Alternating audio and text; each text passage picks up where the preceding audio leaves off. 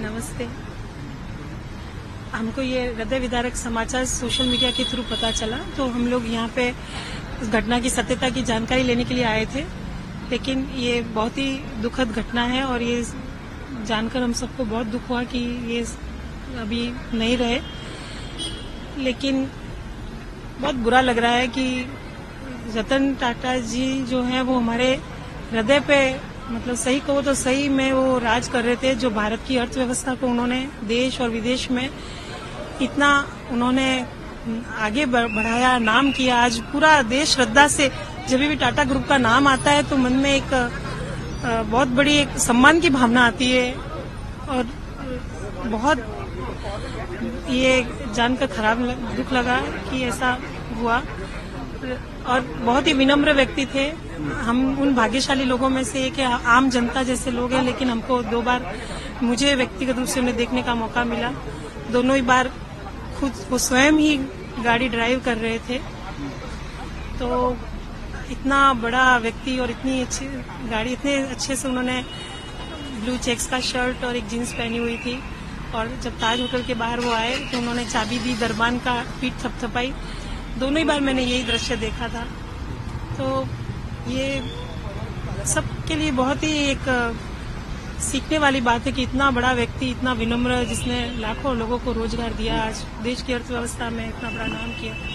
और सही में कहूँ तो एक पारसी समुदाय से जो आज रियल में जो कहते हैं कि वो दूध में शक्कर की तरह घुल गए, आज पूरे पारसी समुदाय का आज मतलब नाम गर्व से, और पूरे भारत समाज का, पूरा एक देश का नाम जो उन्होंने ऊपर किया, उनके लिए अभी शब्द भी कम पड़ते हैं, क्या कहें उनके लिए।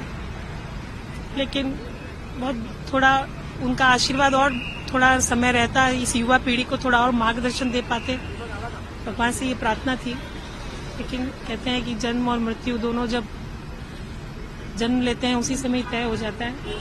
लेकिन हमारी अश्रुभूषित श्रद्धांजलि है रतन जी साहब को। परमात्मा उनको, हम यही कहेंगे कि उनको फिर से पुनर्जन्म दें और बहुत बड़े उद्योगपति के रूप में हम उनको, एक नई जनरेशन फिर से उनको देखें। और जिस प्रकार से उन्होंने इतना इस जन्म में काम किया है, अगले जन्म में भी वो आए और बहुत इससे भी बहुत अच्छा और बड़ा काम करें। परमात्मा से प्रार्थना है, ईश्वर से प्रार्थना है। एडवोकेट हर्षवर्धन पवार। एक्चुअली हम दोनों लॉयर्स है।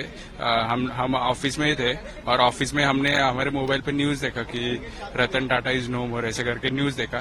तो तुरंत हम ऑफिस से निकले और सीधा इधर ब्रिज कैंडी ऑफिस में आ गए, गाड़ी निकाले और इधर आ गए।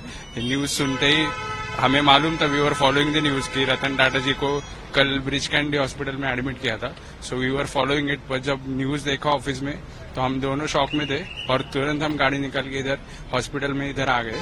Ratan Tata was truly a great man and he was identity of the India. उनके बहुत इंसिडेंसेस हमने पढ़े सुने और उनसे हम प्रेरित भी होते हैं। हम यंग जनरेशन उनके लाइफ लेसन्स को फॉलो करते हैं कि कैसे उन्होंने अपने खुद की लाइफ लीड की और कैसे एक बिजनेस इतना बड़ा डेवलप किया। और ये सब होने के बाद भी उनका जो हम्बलनेस था वो मुझे बहुत पसंद आता था। इसकी वजह से मैं उनको बहुत फॉलो करता था। ये न्यूज बहुत ही सैड और शॉकिंग थे मेरे लिए, इसलिए मैं तुरंत इधर आ गया।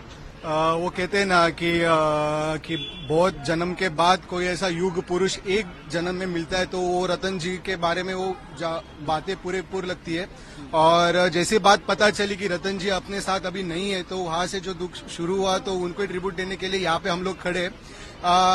एज अ प्रोफेशनल लॉयर है, बट जो भी उन्होंने लाइफ जीती है और जिनके सब पे राज किया है, वो देख के ऐसा लगता है कि रतन जी जैसा आदमी वापस होना चाहिए भारत में। भारत को और उनकी जरूरत थी और भारत सदैव उनका ऋणी रहेगा।